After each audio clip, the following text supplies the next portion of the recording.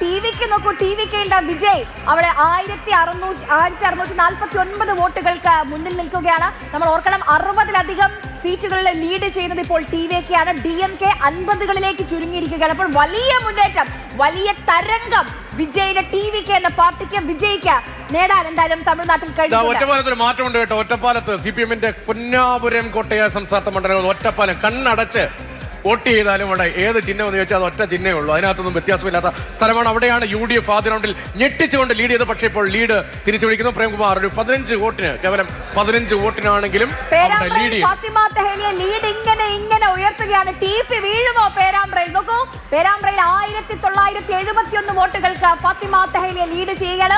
ഒരു ഘട്ടത്തിലും TPക്ക് ലീഡ് ചെയ്യാൻ കഴിഞ്ഞില്ല. കുന്നംകുളത്ത് പക്ഷേ LDF നിലനിർത്തുന്നു. AC Moideen 4636 lead. ഇടുക്കിയിലൊക്കെ ട്രെൻഡാണ് കേട്ടോ. ഇടുക്കിയിലൊക്കെ ട്രെൻഡാണ്.